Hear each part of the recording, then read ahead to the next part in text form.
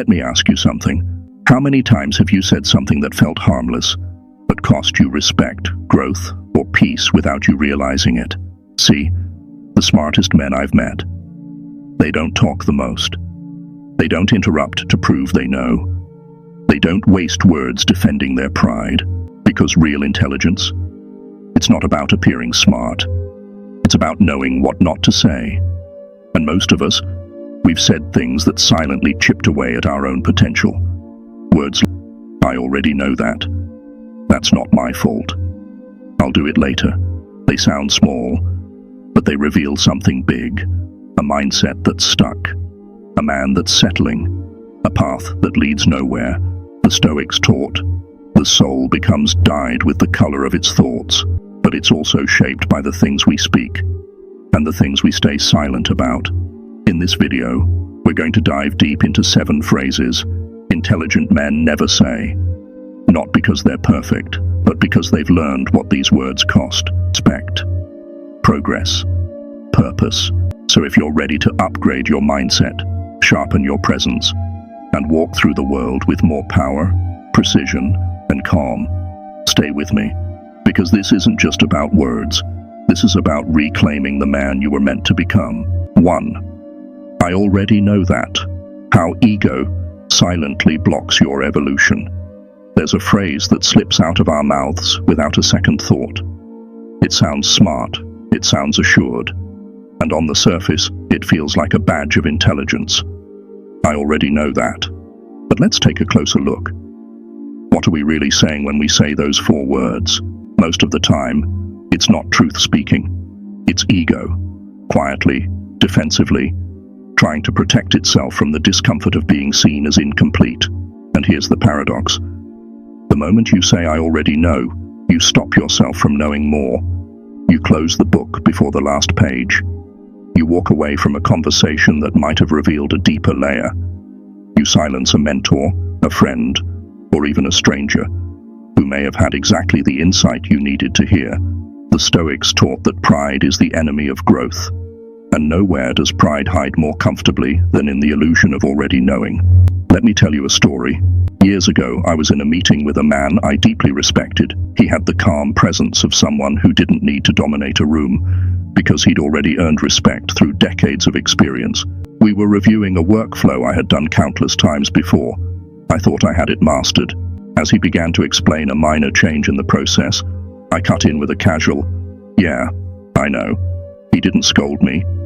He just stopped talking, gave me a long look, and moved on.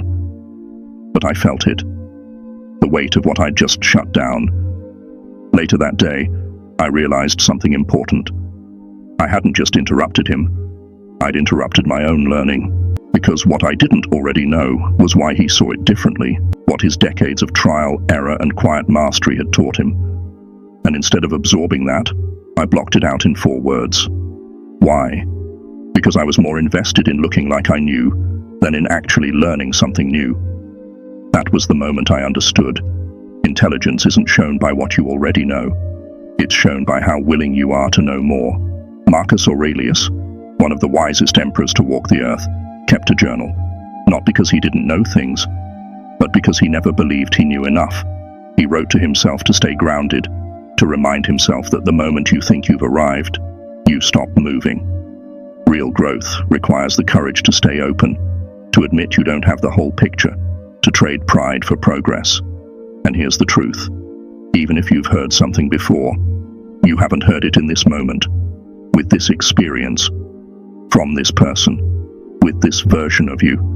Because the man you were when you first learned it is not the man you are today. The river of life is always moving. You can step into the same spot twice, but the water will never be the same, and neither will you. So the next time someone starts to explain something, even if it sounds familiar, pause, breathe, listen with curiosity, because you might catch a detail you missed, or a truth that never landed before, or you might just practice the most powerful thing a man can show, humility. And that humility, that's what makes people want to speak to you, teach you, trust you, because you're not performing intelligence, you're living it, and that is rare. 2. That's impossible. The words that build a cage around your potential. There's a phrase that kills more dreams than failure ever could. A phrase that doesn't scream or argue. It simply states, that's impossible. It's quiet. It sounds reasonable. It even masquerades as maturity or experience. But what it often reveals is not logic, not wisdom, not realism. It reveals fear. Fear that if we try, we might fail. Fear that we'll look foolish. Fear that we'll put our effort, our heart, our name on the line, and it still won't be enough. So instead of risking discomfort, we say it can't be done. We declare the mountain unclimbable without ever taking a step toward it. Seneca warned us, we suffer more in imagination than in reality, and that's the truth. Most of the time, it's not the challenge that stops us. It's the story we've told ourselves about the challenge. I remember working with a man years ago, Robert. On paper, he was brilliant, highly capable, deeply respected, a veteran in his field. But every time a new idea entered the room, before the sentence was even finished, he'd shake his head and say, that's not going to work. Or worse, that's impossible. At first, it felt like leadership, like pragmatism. But eventually, we realized he wasn't protecting the team from failure. He was protecting himself from uncertainty. That's the danger of this phrase. It doesn't always come from a lack of vision. It comes from a fear of letting go of control. Because when you call something impossible, you no longer have to try. You no longer have to risk. You've built a safe prison around yourself and thrown away the key.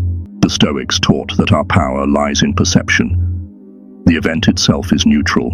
It's how you frame it that defines your response.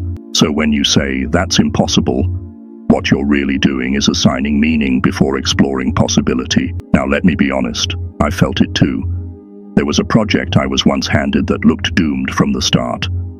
The deadline, ridiculous. The resources, minimal. The people, inexperienced. Everything in me wanted to say, this won't work. But instead, I asked a different question. What can I control today? What's the first small step forward? And I kept asking it, every day, step by step, till what once felt impossible became real, tangible, done. It didn't require magic, just consistency, and refusal to give power to fear. Marcus Aurelius said, you have power over your mind, not outside events. Realize this, and you will find strength. That's the essence of Stoic discipline. You don't need to see the whole staircase. You only need the next step. You don't declare defeat before the battle. You show up, grounded, focused, and forward-moving. Intelligent men don't use the word impossible lightly, because they know that's not a reflection of the world. It's a reflection of where you've decided to stop. And wisdom? Wisdom begins where excuses end. So the next time your mind whispers, that's not possible, pause, and answer with, maybe it's just unfamiliar. Maybe I just haven't done it yet. Because limits aren't always real. Sometimes they're just convenient lies we've told ourselves to avoid growing into the man we know we could become. 3. That's not my fault. The sentence that surrenders your strength. Few phrases are as deceptively destructive as this one. That's not my fault. It sounds harmless, even justified. After all, sometimes things aren't your fault. The deal fell through because the client ghosted you. The relationship ended because they weren't honest. The project failed because your team didn't deliver. And yet, every time you say it, every time you push the blame away, you're doing something far more dangerous than deflecting responsibility. You're giving away your power. Let me explain. Blame is reactive. It's emotional. It's about who's right and who's wrong. But responsibility, that's about agency. It's about choice. It's about who you're becoming in the process. The Stoics never taught us to play victim. They taught us to master the only thing we can ever fully control, ourselves. I'll never forget a situation years ago with a friend. We'll call him Michael. He was talented, driven, charismatic. And one day, he lost a major client. It hurt his business and his pride. When we talked, he ran through a list of reasons. The client was erratic. The team was unresponsive. The market had shifted. And to be fair, wasn't wrong. But here's the problem. That was all he focused on. Not once did he ask, what could I have done differently? Not once did he reflect on his own role, even a small one. And because of that, he repeated the same pattern again, and again, and again, not because he lacked ability, but because he refused to take back control. Epictetus said, "It's not what happens to you, but how you respond that matters." That's not a quote to sound good in a journal. It's a call to take ownership, even when it hurts. The intelligent man doesn't take responsibility because he enjoys guilt. He does it because he understands this truth. If I don't own even part of the outcome, I can't influence the future. In my own life, I've had moments where I knew it wasn't my fault. The blame could have easily gone elsewhere. But when I paused and asked, what could I have said clearer? Where did I ignore the red flags? Did I really give it everything I had? That's when growth showed up. Not when I was right, but when I was honest with myself. Because here's the thing. When you own your part, no matter how small, you immediately shift from being a passenger to being the driver. You stop waiting for apologies. You stop waiting for fairness. You stop hoping someone else will come clean and make it all better. You become the kind of man who says, I can't change what they did, but I'll damn sure change how I respond to it. And that shift, that's where transformation lives. Stoicism isn't about denying hardship, it's about rising above it. And rising starts when you stop pointing fingers and start building yourself. So next time something goes wrong, and your instinct is to say, that's not my fault, pause, and ask instead, what can I learn from this? What can I do differently next time? How can I make sure I come out of this stronger, sharper, and more prepared? Because that's not weakness. That's not blame. That's the kind of responsibility that builds a man others look up to. Not because he's always right, but because he refuses to waste time being righteous when he could be resilient. 4. I don't need help. The lone wolf. Myth that slowly breaks you down. There's a phrase that many men carry like a badge of honor. It's stoic on the surface, self-reliant, strong. I don't need help. It sounds noble, independent, like the quiet voice of someone who handles life with grit and dignity. But beneath the surface, it's often not strength speaking. It's fear. Fear of appearing weak. Fear of being judged. Fear of trusting someone and being disappointed. Fear of admitting you're not invincible. And that fear, it wears the mask of masculinity so well, we start to believe it's part of who we are. I've worn that mask before. There was a time in my life when everything looked fine from the outside. Career, moving forward, relationships, stable, reputation, intact. But internally, I was fraying, tired, overwhelmed, stretched thin by pressure I didn't know how to release. And yet, every time someone asked, "Are you okay?" I answered with a smile and the same lie, "I'm good," because I thought admitting I wasn't meant I'd failed to be strong. But here's what I've learned, and what Stoic philosophy teaches at its core. True strength is not about standing alone. It's about knowing when to stand with others. Marcus Aurelius, Emperor of Rome, commander of armies, ruler of millions, openly credited his mentors, his friends, even his rivals for sharpening his wisdom. He didn't pretend to know everything. He didn't isolate himself in the name of ego. He surrounded himself with perspectives, with counsel, with help, because he understood leadership is not a solo act. The idea that real men don't ask for help is one of the most dangerous lies society ever sold us, and too many good men have paid the price in silence. I've seen it. Men who carried burdens alone until they collapsed. Fathers who never opened up until it was too late. Sons who thought seeking guidance meant weakness, when it actually meant wisdom. Epictetus taught that we are made for cooperation, like hands, like feet. We are not designed to carry everything alone. We're designed to carry what matters most, together. The truth is, it takes more courage to say I need help than it does to pretend everything's fine. It takes humility to reach out, to say, I can't carry this by myself anymore, to say, I need someone to walk with me through this. And when you do, You'll be surprised, because the world doesn't look down on that honesty. It leans in. People want to help. They want to support. But they can't if you keep your armor on so tight that no light gets through. I remember the first time I opened up, truly, to a friend. No filter, just real words, real fatigue, real honesty. He didn't pull away. He leaned in. He helped me breathe again. And in that moment, I understood. Strength isn't measured by how long you can hold the weight. It's measured by how wise you are to know when to share it. So the next time you feel yourself drowning in pressure, but you hear that voice saying, "I've got it, I don't need anyone," pause. Ask yourself, is that strength speaking, or pride in disguise? Because the most intelligent men I've known, the most stoic, steady, resilient men, aren't the ones who do it all alone. They're the ones who know that asking for help isn't giving up, it's leveling up. 5. I'm too old for that. The quiet sentence that slowly closes the book on your life. It doesn't come with bitterness. It doesn't come with drama. It's usually said with a shrug, a laugh, or a sigh. I'm too old for that. And on the surface, it feels like acceptance, like a man who's come to terms with time. But beneath it is surrender, a slow, quiet retreat from the life you still have left to live.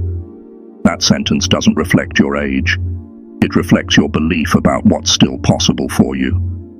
I once met a man who said he always dreamed of writing a book, not for fame, not to sell copies, just to leave a piece of his story behind. But every time the topic came up, he'd wave it off. Too old for that now. He was 62, not sick, not incapacitated, just convinced that his time had passed. And that's the tragedy. Not what age does to the body, but what resignation does to the soul. Let me tell you about someone different. Harry Bernstein. He published his first book at 96 years old, a memoir called The Invisible Wall, based on his childhood. It was rejected by multiple publishers, but he persisted. It was finally released, and it exploded, translated into multiple languages, touched people all over the world, and he didn't stop there. He wrote 3 more books in his late 90s. Now here's the part that matters. Harry didn't write that book because he had time. He wrote it because he used the time he had. He didn't ask, "Am I too old?" He asked, "Is there still more I can give?" The Stoics remind us, age is irrelevant to the soul. As long as you're breathing, your duty is to live with intention. Marcus Aurelius didn't fear death, but he feared wasting life while it was still within his grasp. So what does this mean for you? It means if there's something calling you, to create, to rebuild, to reconnect, to explore, to start over, then age is not your excuse, it's your advantage. Because now, you have what you didn't before: experience, perspective, self-awareness, fewer illusions, stronger boundaries, a deeper understanding of what really matters. That's not something to retreat from, that's something to wield. I've seen men in their 50s start businesses, men in their 60s begin their best relationships, men in their 70s write their first books, men in their 80s teach lessons that reshape generations. The difference isn't time, it's mindset. The man who says, "I'm too old for that," closes the book too soon. But the man who asks, "What do I still have to give?" he writes a whole new chapter, one that only he could write. So if you've ever caught yourself saying those words, pause. Ask yourself this instead. If not now, when? And if not me, who? Because the time to live isn't when you feel young. It's when you remember you're still alive. 6. I'll do it later. The gentle delay that silently steals your life. It sounds innocent, rational, responsible even. I'll do it later. A simple promise to yourself that you'll handle it tomorrow. Make that call next week. Start the project once you're less busy. Apologize when things calm down. But here's the brutal truth. Later almost never comes. It's the lie we tell ourselves to avoid discomfort, to avoid uncertainty, to avoid risk. The Stoics didn't fear death because they were obsessed with dying. They feared wasting the precious time they had left. Marcus Aurelius reminded himself daily, "You could leave life right now. Let that determine what you do and say and think." Not to depress himself, but to wake up. Because once you realize how limited your time is, you stop postponing what matters. You stop pretending someday is a strategy.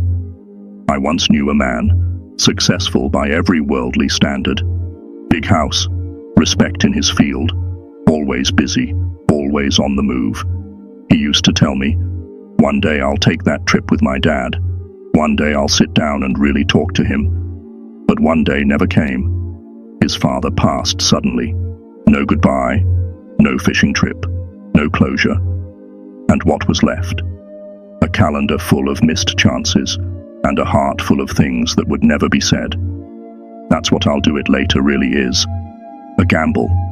A silent bet that you'll always have more time, when none of us ever truly do.